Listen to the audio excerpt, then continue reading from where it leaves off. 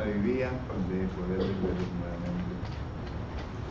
Para todos ustedes que nos están sintonizando por medio de Facebook o esta mañana, nuevamente queremos extender nuestro agradecimiento a todos ustedes por seguir sintonizando a estos programas que ofrecemos gratis a ustedes por medio de Facebook Live.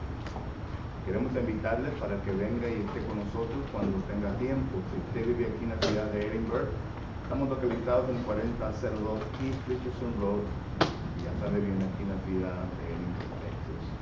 Para ustedes que quizás vivan un poco más retirados, pues cuando anden en su tiempo de vacaciones, y le invitamos que venga y visite Edinburgh, y para que venga también y visite acá en este mismo lugar. Gracias por su atención. Antes de empezar, hermanos, otra vez lo voy a hacer. Santiago, capítulo 1, versículo 27, dice: la religión pura y sin mácula delante de Dios, el Padre, es esta: visitar a los huérfanos y a las viudas en sus tribulaciones y guardarse sin mancha delante de Dios. Y claro que la palabra visitar, ¿verdad?, no solamente incluye de ir y estar con ellos, sino que también incluye proveer las necesidades que ellos tienen. Muy bien, hemos andado en varios lugares y los hermanos de varios lugares mandan saludos a esta congregación. Solo que reciban saludos de la congregación de College Hill, la congregación de La Van, ahí en Dallas, Texas, la congregación de South West, ahí en Austin, Texas, y también de la congregación de Video, Texas.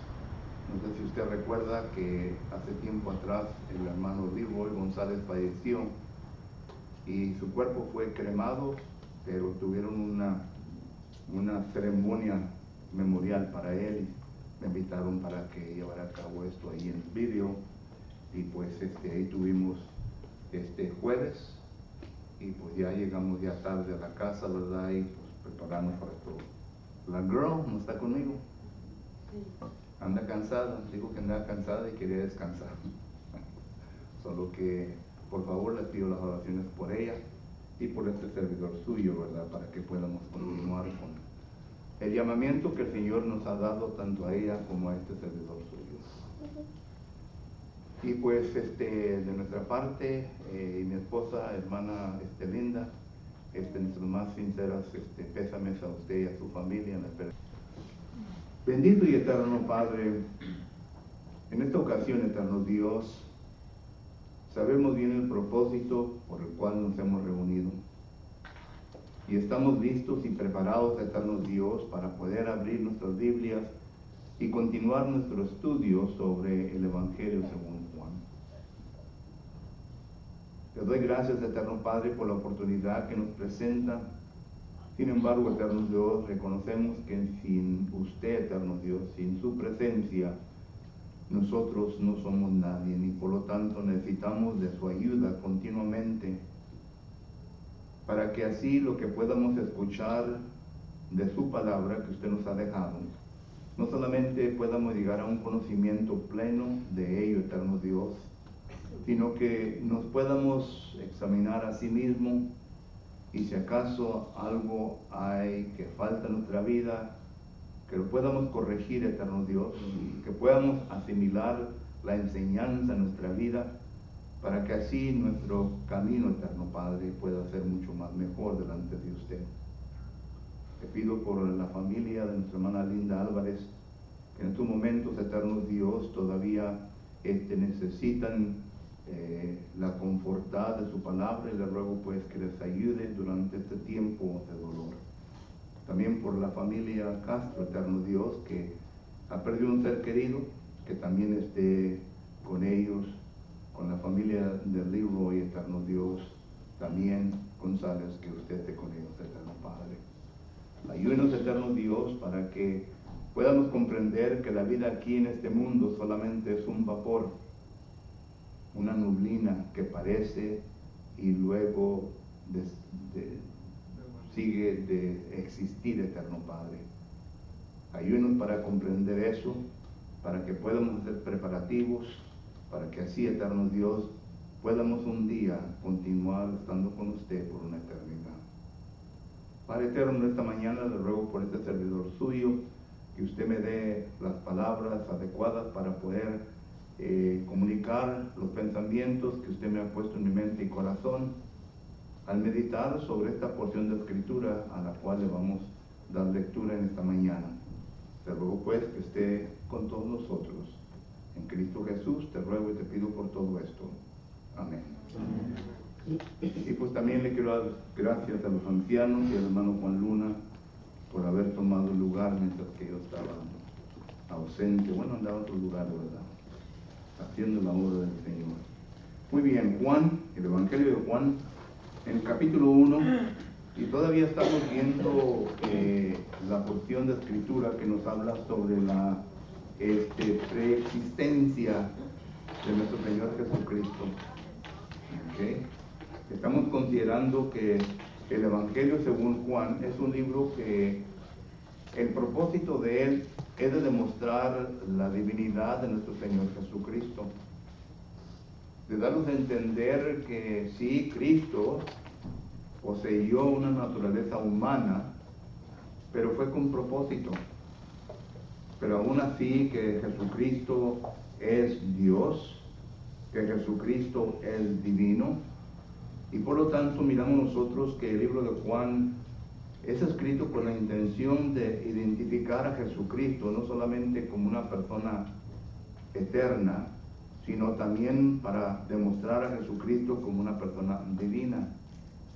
Una persona que poseyó autoridad mientras que él anduvo aquí en la tierra y que aún todavía sigue siendo el Todopoderoso.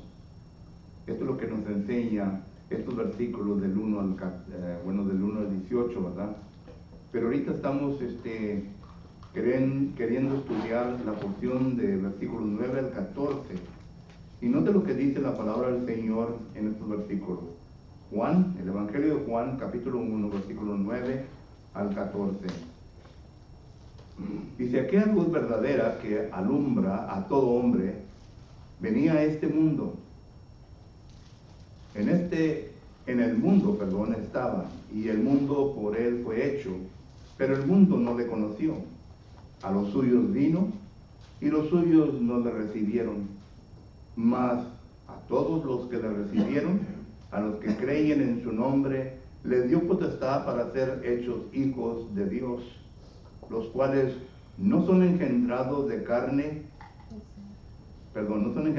sangre, ni de voluntad de carne, ni de voluntad de varón, sino de Dios. Aquel verbo fue hecho carne, y habitó entre nosotros, y vimos su gloria como del unigénito del Padre, lleno de gracia y de verdad. Aquí hay mucho que estudiar, hermanos, pero vamos a tomar paso por paso, ¿verdad? Recuerde que cuando estamos estudiando las Escrituras, hermanos, no andamos en ningún tipo de carrera, sino que queremos sacarle toda la enseñanza que podamos sacarle.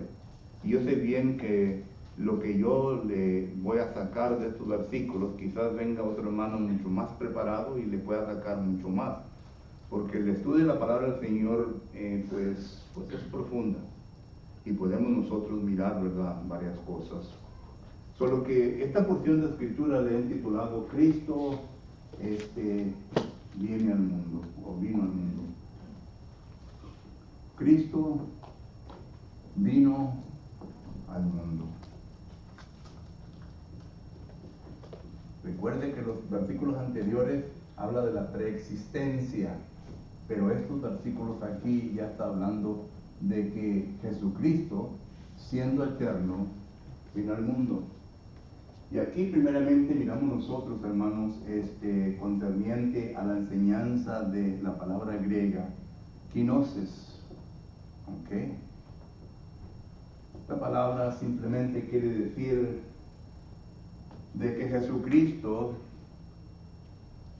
fue un ser en el cual fue divino, digo yo, fue divino porque vino al mundo para poder él tomar la naturaleza humana y así poder cumplir la voluntad de su Padre.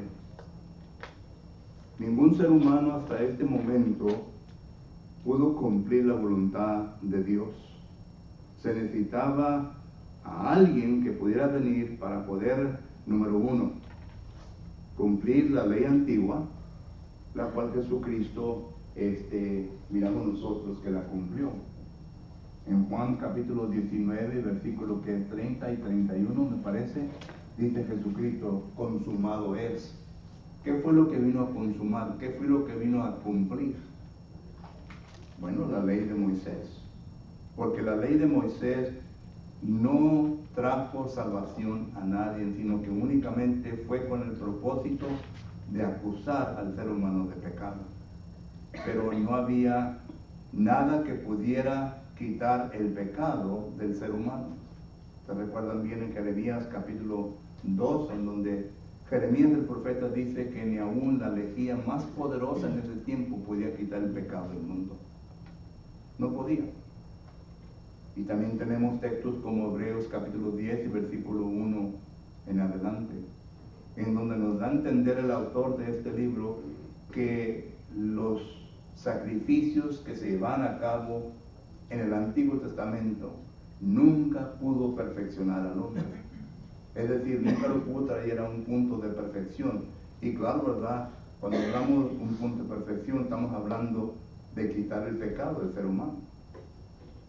Entonces se necesitaba a una persona, a un ser humano que pudiera llevar a cabo todo esto.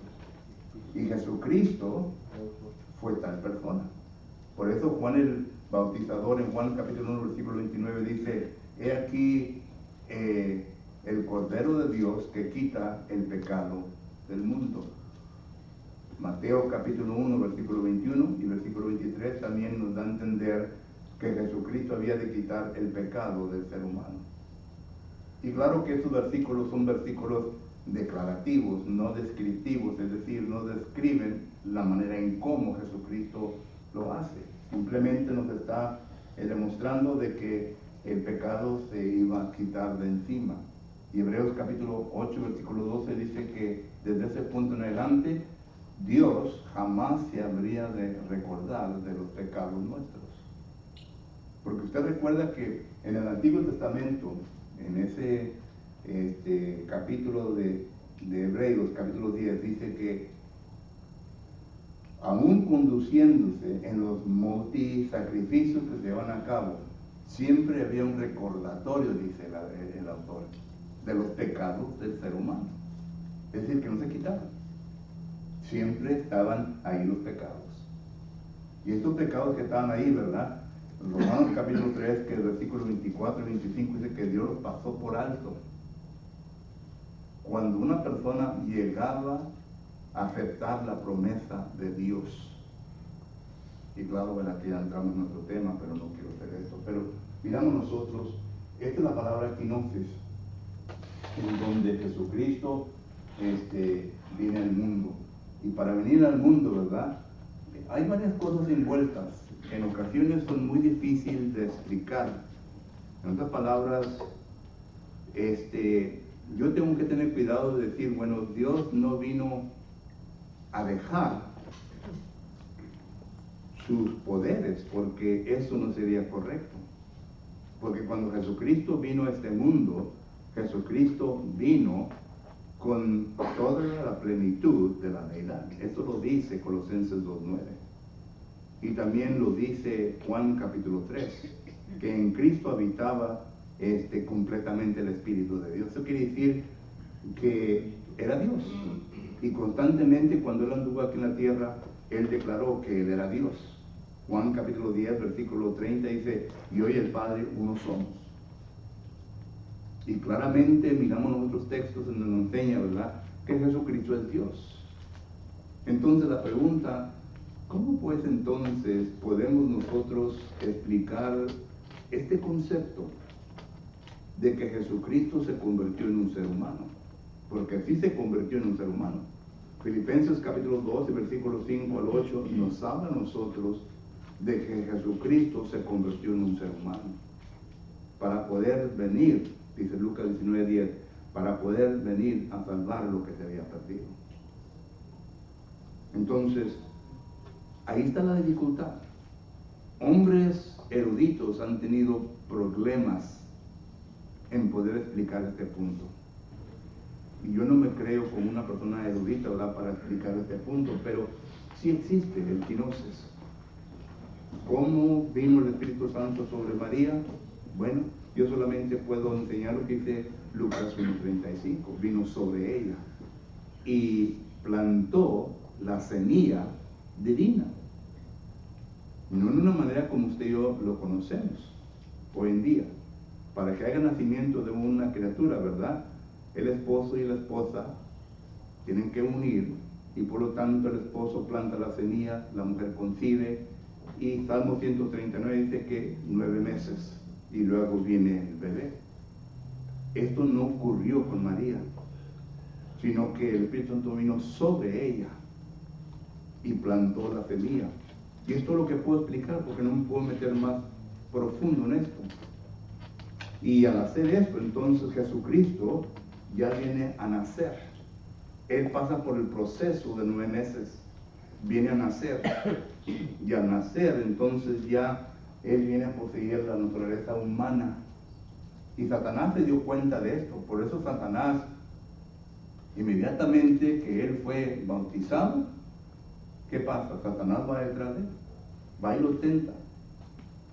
Mateo capítulo 4.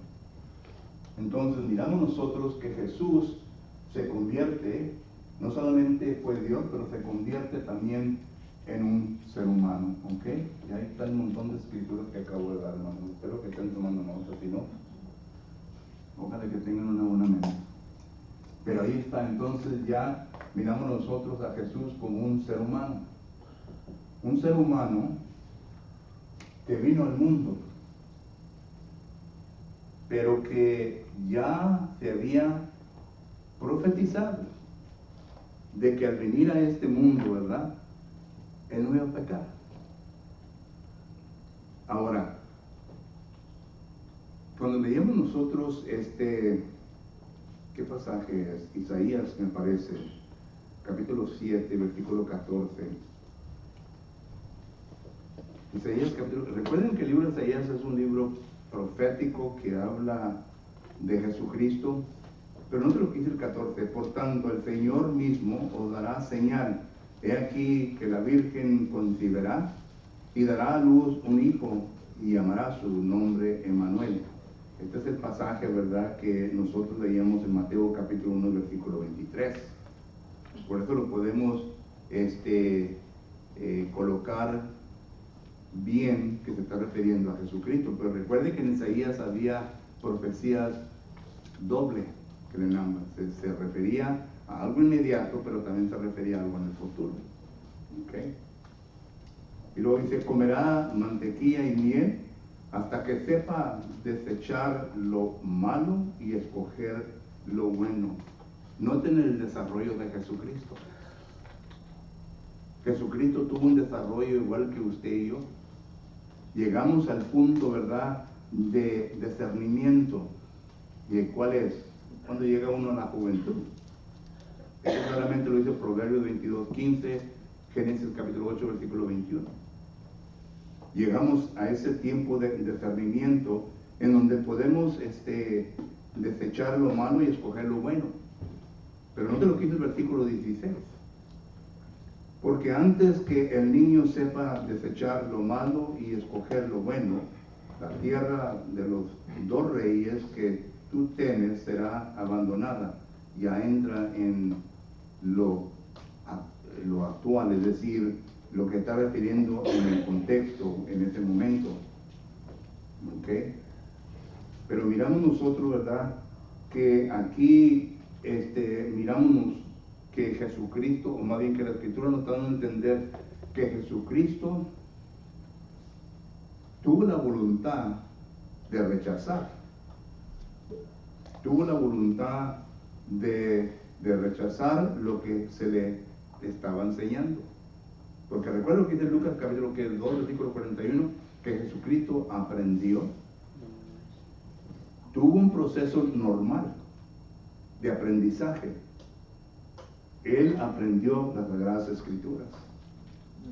Y tanto que cuando fue al templo, los rabíes se quedaron sorprendidos por la sabiduría que este joven tenía. Pero mi punto es de que Jesús ya demuestra que es humano. Y Satanás ya puede tentarle. Pero recuerde que las Escrituras, otra vez regresando a Isaías capítulo 53 y versículo 9, note lo que dice Isaías 53:9. Y se dispuso con los impíos su sepultura, mas con los ricos fue en su muerte, aunque nunca hizo maldad, ni hubo engaño en su boca.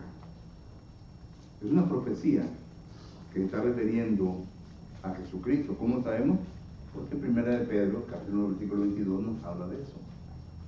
Pero noten, ya en la profecía de Isaías, dice aquí que él nunca hizo maldad, ni hubo engaño en su boca. Es decir, no pecó. Y entonces, miramos nosotros el proceso del kenosis. Dios divino, pero también humano, que llegó al punto, ¿verdad?, de cumplir la voluntad de su Padre sin pecar. Lo hizo completamente. Yo por eso digo, hermanos, que nosotros estamos en las mismas condiciones. Estamos en las mismas condiciones.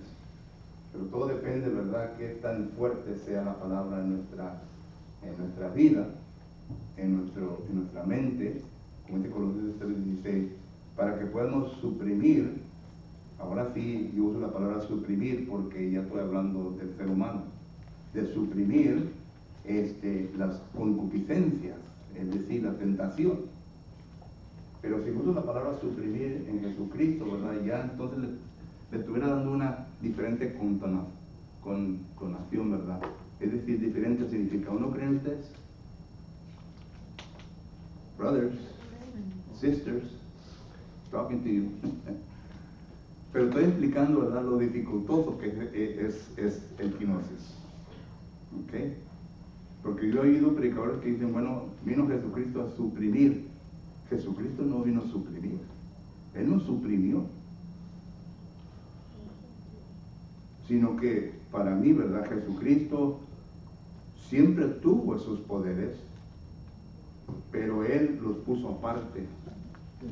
Los puso aparte para tratar de desarrollar su humanidad de la manera en como usted y yo lo hemos desarrollado. Y yo creo que eso lo viene a demostrar Hebreos capítulo 4, no te lo dice Hebreos capítulo 4 y versículo 15. Hebreos 4:15. Porque no tenemos un sumo sacerdote que no puede compadecerse de nuestras divinidades, sino uno que fue tentado en todo según nuestra semejanza, pero no pecó. Ahí está, ese versículo nos dice todo.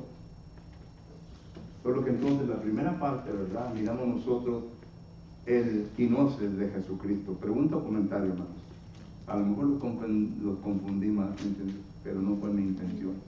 Porque es un tema un poco difícil de explicar y espero que me haya explicado bien. Si no, pues les pido perdón y trataré de hacerlo mejor la próxima ocasión. Todo lo que les puedo decir. Hermano Juan. Para que mejor entendamos, yo creo que el versículo que también puede venir a cabo en este tema es Filipenses 2:7, sino que se despojó a sí mismo, tomando forma de siervo, hecho semejante a los hombres. Más claro ni el agua. Y ahí la palabra despojó también se tiene que estudiar. Sí. Noten los lexicógrafos, la definición que le da esa palabra, porque ellos también entran en un poquito de dificultad en explicar esa palabra. Se despojó, ¿quiere decir que dejó toda su divinidad? No, la hizo un lado. Para mí que la puso a un lado. Sí. No la vino a suprimir, no la vino a poner, ¿verdad?, que él totalmente estaba sin sin autoridad, porque Jesucristo cuando hubo aquí en la tierra demostró su divinidad, demostró su eternidad. Y cuando digo esto, ¿verdad? Me estoy acordando de un texto de Juan capítulo 3. Noten en Juan capítulo 3 y versículo 13, noten lo que dice aquí. Esto es Jesucristo hablando. Dice, nadie subió al cielo, sino el que descendió del cielo, el Hijo del Hombre, que está, ¿dónde? Este versículo habla sobre la omnipresencia de Cristo. ¿Entendemos eso? Que Cristo está en donde quiera. Y esto es un atributo de Dios. ¿Entendemos? Solo que, por eso digo, es un poquito difícil, hermano. Pero espero que lo hayan entendido. Y gracias, hermano Juan, por ese versículo. ¿Okay? ¿Alguien más? Ya lo que es Isaías 9:6 dice, porque un niño nos es nacido, hijo nos es dado, y el principado sobre su hombro, y se llamará su nombre admirable, consejero, Dios fuerte, Padre eterno, príncipe de paz. Dice, lo dilatado de su imperio y la paz no tendrá límite sobre el trono de David y sobre su reino, disponiéndolo y confirmándolo en juicio y en justicia desde ahora y para siempre. Así es. Y ahorita, hermanos, no sé si usted sepa o no, ¿verdad? Pero mis hijos y yo vamos a ir a Bryan Station porque ahorita hay un debate muy complicado concerniente a eso. Y pues hay varios hermanos que enseñan diferentes y nosotros vamos a ir a tratar de defender, ¿verdad?, la Biblia, solo que hay un problema en la hermandad ahorita, pero entre los americanos. Y el día 5, 6 y 7 estaremos en Bryan Station para tratar de hablar de esto. Y yo sé que es un tema dificultoso, ¿verdad? Pero vamos a tratar de hacer lo mejor posible para poder presentar lo que la Escritura enseña y poder convencer al otro lado, ¿verdad?, concerniente, porque se envuelve la doctrina unitaria, ¿verdad?, de los Pentecostés. No sé si usted está familiarizado con eso, ¿verdad?, pero se envuelve esa doctrina. O sea que son 3 dioses, no uno, sino que son 3 dioses. Y bueno, ya entro en cosas complicadas, bueno, así lo dejo. Pero, oren. Número 2. Habla de quinoses, pero también habla sobre el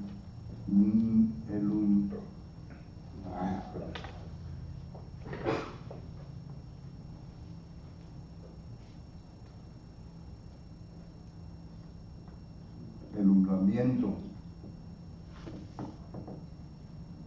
Y claro, ¿verdad?, que esto representa a Cristo.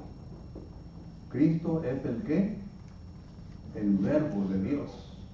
Noten que estamos con el contexto, hermanos. El alumbramiento, la luz. ¿Ok? La luz. Dice el versículo 9 lo siguiente. Dice, aquella luz verdadera que alumbra a todos. ¿Okay? Habla del alumbramiento, la luz. Y recuerde que Cristo, ¿verdad?, es el verbo. Y si es el verbo, entonces hemos llegado a la conclusión, ¿verdad?, que es que la palabra del Padre.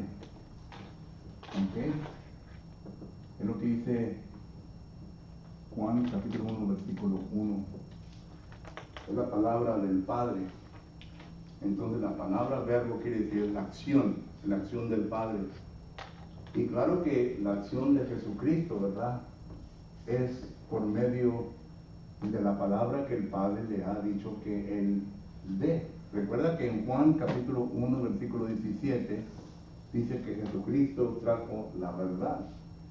Y esta verdad, pues es la verdad que viene de la mente de Dios, es la verdad absoluta, la palabra aletheia ahí, ¿verdad?, griega, pues es la palabra absoluta. Hay la verdad de Dios, hay la verdad del hombre, etc. Cuando Jesucristo, ¿verdad?, se confronta con Poncio Pilato, él tuvo un argumento concerniente a la verdad. Juan capítulo 18, ¿usted recuerda? Versículo 36 en adelante. que Poncio Pilato dice, bueno, ¿qué es la verdad? Él estaba confuso, él pensaba que la verdad era lo que él decía, porque era pues el gobernador, era la autoridad ahí, pero hay la verdad de Dios que viene sobre la autoridad. Que tenemos al presidente nosotros, pero lo que ellos digan, lo que ellos hagan, ¿verdad? Todavía hay una verdad superior que la de Dios. Bueno, entonces Cristo es esa verdad. Y por lo tanto, esta verdad, tenemos nosotros que entra en la mente del ser humano.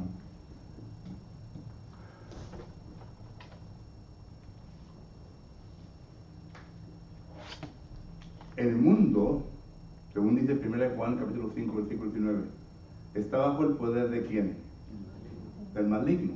Y sabemos que es Satanás, ¿verdad? Satanás tiene, así, ¿verdad? Lo ponen, esto es del mundo.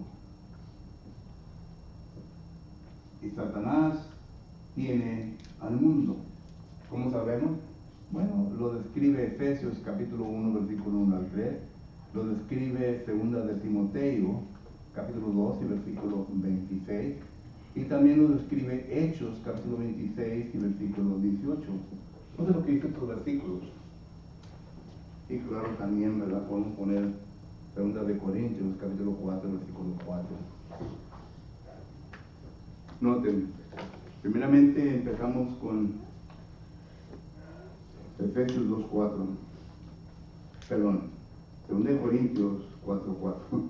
2 de Corintios 4.4 dice, 2 de Corintios 4.4 dice, en los cuales el Dios de este siglo, está refiriendo a Satanás, cegó el entendimiento de los incrédulos para que no les resplandezca la luz del Evangelio de la gloria de Cristo, el cual es la imagen de Dios. Noten el mundo, allá me pasé otro rollo, pues no me han dicho el tiempo, brother. Lo voy a dejar ahí, hermano, porque es un concepto largo y un concepto, ¿verdad?, que no quiero rápidamente hablar de él. Pero tienen preguntas o comentarios de esto. Si no me dicen párale y yo no me paro, bueno.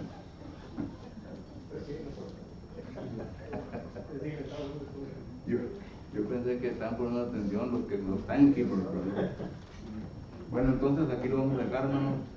Vamos a continuar con el juzgamiento.